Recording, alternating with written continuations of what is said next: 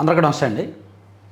So నిన్నగాక మొన్న 2 రోజుల కిందట మన ఉప ముఖ్యమంత్రి జనసేన అధినేత పవన్ కళ్యాణ్ గారు కేంద్ర హోంమంత్రి అమిత్ షా గారిని కలిశారు. సాధారణంగా అమిత్ షా గారిని ఎవరైనా ఒక పార్టీ అధినేతలు కలిస్తే ఏదో వాళ్ళు అధికారికంగా పరిపాలన పరంగా మేము ఈ నిధులు అడిగాము, ఈ సాయం అడిగాము, దీనికి అడిగాము, ఇది అడిగాము అని చెప్తారు.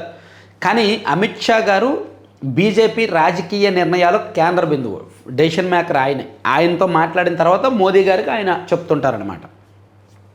వాళ్ళిద్దరు కలిపి నిర్ణయం తీసుకుంటారు. కానీ ఇటువంటి రాజకీయపరమైన భేటీలన్నీ కూడా అమిత్ షా గారు. సో పవన్ కళ్యాణ్ గారు అమిత్ షా గారిని కలిశారు అంటే కేవలం తీర ప్రాంత రక్షణ గోడ నిర్మాణానికి నిధులో, లేదంటే రాష్ట్రానికి నిధులో, లేదా బడ్జెట్లో సాయం చేయమనో కాదు, పొలిటికల్ రాజకీయపరమైన అంశాలు ఖచ్చితంగా చర్చకు ఉంటాయని మనం నిన్నే చెప్పాం. అందులో తెలంగాణలో స్థానిక సంస్థల ఎన్నికల్లో పొత్తు అంశం తెర మీదకి వచ్చింది. సో దానిలో పరస్పరం సహకరించుకునే అవకాశం ఉంది అని నిన్న చెప్పాం. అయితే వాళ్ళిద్దరి మధ్య చర్చ జరిగిన మరో కీలకమైన అంశాన్ని మనకి ఒక అత్యంత విశ్వసనీయ సమాచారం ద్వారా తెలిసింది. అదేమిటంటే తమిళనాడు ఎన్నికలకు యాక్చువల్లీ బీజేపీ ఏమనుకుందంటే తమిళనాడు ఎన్నికల్లో విజయ్తో పొత్తు కుదురుద్ది అనుకుంది. విజయ్ కూడా ఎన్డీఏలోకి వస్తారు అనుకుంది.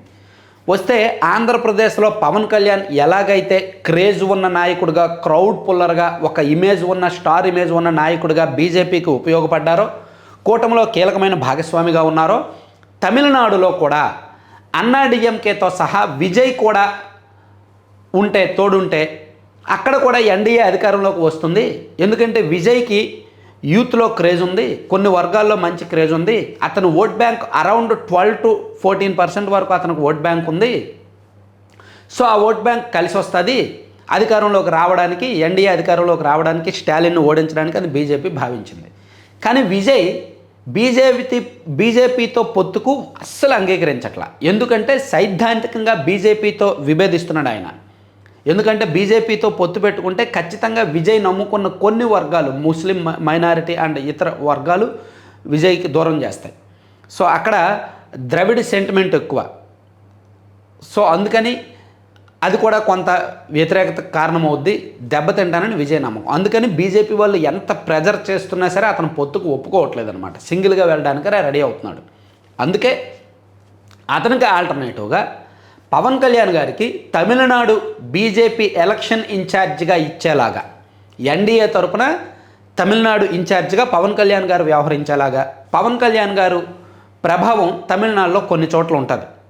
ఎందుకంటే తమిళనాడులో తెలుగు ఓటర్ల ప్రభావం ఉండే నియోజకవర్గాలు దాదాపుగా ఒక 15 నుంచి 20 నియోజకవర్గాలు ఉన్నాయి. అక్కడక్కడ అంటే తెలుగు రాజకీయాల ప్రభావం, తెలుగువారి ప్రభావం తమిళనాడు రాజకీయాల్లో ఎక్కువగానే ఉంటుంది. సో అందుకు పవన్ కళ్యాణ్ గారిని తమిళనాడు రాష్ట్ర ఎన్నికల ఇన్ఛార్జిగా నియమిస్తే విజయ్కు ఆల్టర్నేటివ్గా, విజయ్కు పోటీగా ఈయన కొంత పనికొస్తారు, ఈయన క్రేజ్ కొంత ఉపయోగపడుతుంది అని బీజేపీ పెద్దలు భావించి, ఎన్డీఏ పెద్దలు భావించి పవన్ కళ్యాణ్ గారిని అక్కడికి పంపించడానికి ఆ చర్చ, అమిత్ షా గారికి పవన్ కళ్యాణ్ గారికి మధ్య ఆ చర్చ జరిగింది అనేది ఒక విశ్వసనీయ సమాచారం అన్నమాట. అంటే సింపుల్గా చెప్పుకోవాలంటే ఎన్డీఏ తరపున తమిళనాడు రాష్ట్ర ఎన్నికల పరిశీలకుడిగా, ఎన్నికల ఇన్ఛార్జిగా పవన్ కళ్యాణ్ గారిని నియమిస్తారు. లేదా అక్కడ ప్రచార బాధ్యతలు పవన్ కళ్యాణ్ గారికి అప్పగిస్తారు. ఈయన తెలుగు వాళ్ళ ప్రభావం ఎక్కువగా ఉన్న ఒక 20-25 నియోజకవర్గాల్లో ప్రచారం చేస్తారు. సో అక్కడ చేసే ప్రచారం అక్కడ విజయ్కి ఆల్టర్నేటివ్గా మారుద్ది. అక్కడ ఆయన ఒక స్టార్ హీరో, ఈయన ఒక స్టార్ హీరో, ఆయనకి క్రేజ్ ఉంది, ఈయనకి క్రేజ్ ఉంది. అఫ్కోర్స్ విజయ్ స్థానికం కాబట్టి, తమిళుడు కాబట్టి ఆ క్రేజ్ ఆయనకు ఉండొచ్చు. కానీ పవన్ కళ్యాణ్ కొంత ఇన్ఫ్లుయెన్స్ చేయగలరు అనేది బీజేపీ పెద్దల నమ్మకం అనమాట. అందుకు పవన్ కళ్యాణ్ గారిని అమిత్ షా గారితో భేటీకి పిలిచారు. ఇద్దరి మధ్య ఆ చర్చ జరిగింది అనేది ఒక కీలకమైన అంశం. దాంతో సహా ఈ తెలంగాణలో ఈ స్థానిక సంస్థల ఎన్నికల పొత్తు అంశాలు, ఇతర అంశాలు కూడా చర్చకు వచ్చాయి. సో దీనికి పవన్ కళ్యాణ్ గారు ఒప్పుకున్నారా లేదా, అంత పెద్ద బాధ్యతలు పవన్ కళ్యాణ్ గారు తీసుకుంటారా లేదా అనేది ఒక వారం 10 రోజుల్లో క్లారిటీ వస్తుంది మనకి. ఎందుకంటే ఇప్పుడు బీజేపీ తమిళనాడు ఎన్నికలను ప్రెస్టీజియస్గా తీసుకుంది. తమిళనాడు అండ్ వెస్ట్ బెంగాల్ ఈ 2 ఎన్నికలను ప్రెస్టీజియస్గా తీసుకుంది. ఈ 2 రాష్ట్రాల ఎన్నికల మీద మనం నెక్స్ట్ మంత్ మ్యాగజైన్లో సూక్ష్మ స్థాయిలో ఒక అనాలిసిస్ రాస్తున్నాం.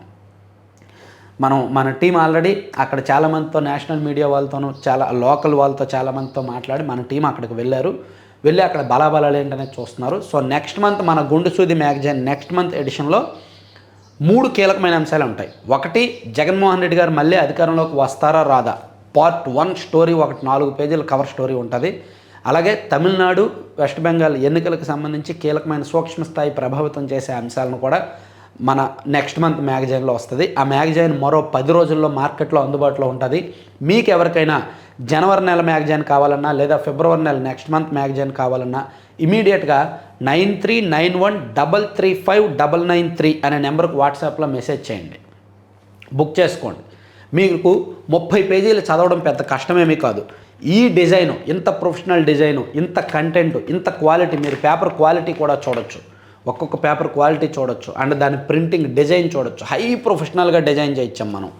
సో యూట్యూబ్ ఛానల్ పెట్టుకొని కంటెంట్ చెప్పడం ప్రతి ఒక్కరికి సులువే, కానీ అటువంటి మ్యాగజైన్ మెయింటైన్ చేయడమే అసలైన సవాల్. ఆ సవాల్ నేను స్వీకరించి తొలి నెలలోనే 30,000కు పైగా మ్యాగజైన్లు డెలివరీ చేసాం. ఇంకా 20% డెలివరీ అవ్వలేదు, ఈరోజు రేపట్లో డెలివరీ అవుతాయి.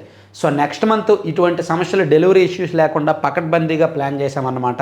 సో మీకు కావాలి అనుకుంటే ఇమీడియట్గా 9391335993 నెంబర్కి వాట్సాప్లో మెసేజ్ చేయండి, లేదా 7207071231 ఆ నెంబర్కైనా వాట్సాప్లో మెసేజ్ చేయండి. ప్రతి నెల ప్రతి ఒక్కరూ మీ ప్రతి నిమిషము విలువైందే, మీ ప్రతి రూపాయి విలువైందే, దానికి న్యాయం జరిగేలా మనం మ్యాగజైన్ తీసుకొచ్చామన్నమాట. మ్యాగజైన్లో కంటెంట్ అంత క్వాలిటీ ఉంటుంది. అలాగే ఆన్లైన్ ఎడిషన్ కూడా, ఈ మ్యాగజైన్ కూడా త్వరలో తీసుకొస్తాము. మన సబ్స్క్రైబర్స్ చాలామంది అడుగుతున్నారు, నాన్ లోకల్లో ఉన్న వాళ్ళు, ఎన్ఆర్ఐలు చాలామంది అడుగుతున్నారు. వాళ్ళ కోసం ఈ మ్యాగజైన్ కూడా నెక్స్ట్ మంత్ నుంచి అందుబాటులో ఉంటుంది. Thank you very much.